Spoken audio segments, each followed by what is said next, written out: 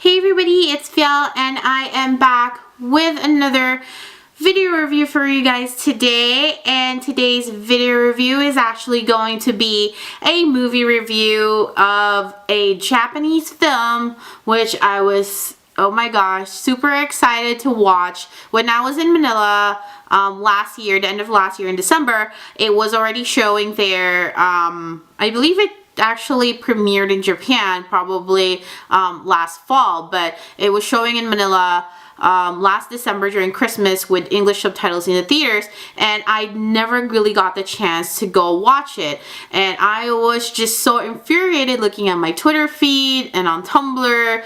Everybody's talking about this film, which I was just like, oh my god, I can't too much feels the fact that I didn't go watch this movie, since it really is a very big part of my life, sort of. And that would be on this movie, which is the live action movie version of the anime Rurouni Kenshin, or Samurai X, but most people call it Rurouni Kenshin. Most anime purists call it Rurouni Kenshin or something. But a little bit of a background why I really wanted to watch this film. It's because when I was a teenager, when I was like about 14 or so, in my past life, I was an anime otaku. Like, I loved everything Japanese. Me and my best friend in high school we loved manga, we love anime. And it's not that I don't do that anymore. It's just I'm more into Korean dramas and more of a literary pursuit. But I loved watching anime and reading manga. And Rurouni Kenshin was one of those bonding moments for me and my brothers, because they also loved watching Rurouni Kenshin because it is a lot of action, and it's a pretty famous anime and manga in Japan. And I'm just so glad that, you know, America, Hollywood didn't take this concept and make it into Hollywood film like Dragon Ball, which was, oh my god, sucked balls pretty much because it was like so bad. But I was so glad that Japan took the time to make this film and make it how they want it to be. And oh my god, the cinematography is just so freaking gorgeous. I'll link the trailer down on the description box, and when you guys see it, you'll just be like, oh my god, you know, that's a really gorgeous movie. Because for me, the fact that it was a Japanese producer, Japanese director, it was actual Japanese actors that were on this film, really made it solidly into a movie that is for the fans of this franchise of Rurouni Kenshin. It is a tribute, it is a very beautiful love song to those of us who grew up with this anime, who loved this anime, and grew up with the characters, enjoying all the characters and the plot lines and the actions on this movie. A little bit of a background, if you guys don't know anything, I'll put more information down below, but Rurouni Kenshin is about this ex-samurai named Kenshin, who actually, because of all of the death and killing that he had caused in the previous era in Japan, he had resolved to stop killing and just use his sword to defend people. And he has this reverse, you guys can kind of see it on this picture, but he has this reverse blade sword that is not meant to kill people, and just used to defend people. And this goes through the first arc of the manga series, which actually I'm gonna not verbatimly tell you guys. I'm gonna tell you guys in the description box, because it's a lot of for me to describe in this short video. But yeah, let me talk about the other things that I actually loved about this video. Let's see. Okay, first thing, the guy who plays Himura Kenshin, Japanese actor Takeru Sato. Oh my god, okay guys, I'm gonna show you guys like a photo. If you guys have ever seen any of the anime or, you know, read the manga, the guy freaking looks like Kenshin. He is Kenshin. Like, they added the scar, but he embodied it, and he was just Kenshin. It was like, even when he said Oro like that, I was just like, oh my freaking god. It is him in real life incarnated into a human being.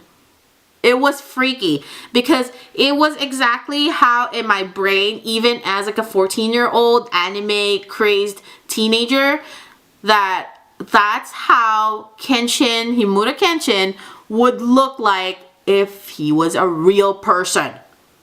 Exactly. It was insane. Like, first time I saw him on screen on the movie, I was just like, this guy's freaking amazing. He got all of the mannerisms down, all of the skills as a swordsman to make it realistic on film and make it look badass and crazy action movie.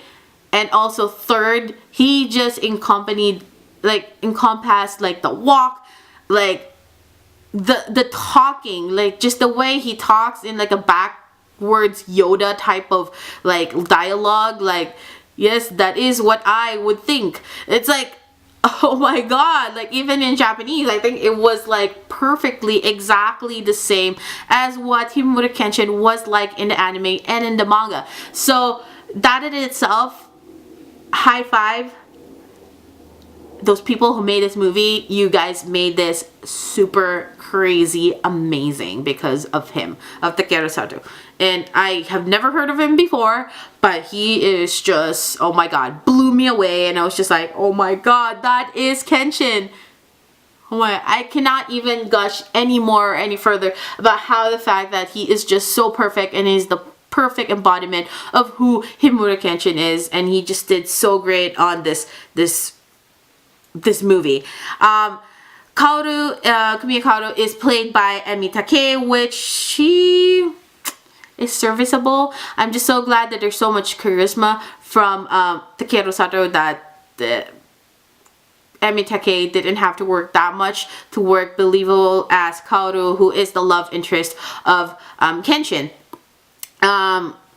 What's his name? Munetaka Aoki, he plays Sagara Sanosuke, who is a street brawler who carries this huge ass, like, big ass sword. Perfect casting. He's another one of those characters that doesn't, you know, it's not just the looks. He looks so much like who I thought Sanosuke would look like in real life, but also the mannerisms and just the brawl and that, like, unrefinedness is there. It's crazy. It's pitch perfect. Exactly. Other characters that, you know, they brought to life that was exactly the same as how I imagined him in my head was actually Saito, which is played by Yusuke Eguchi. Saito Hajime, he is kind of sort of a villain, slightly grayish character in the manga, and in the anime look exactly like how it was in my head canon. Oh my god, yeah, it looked exactly like it. Yu Aoi plays Megumi, who is this seductive healer type of foxy character. She was okay, but not foxy enough of how I imagined Megumi would be in real life. Who else? Who else is there? Yeah.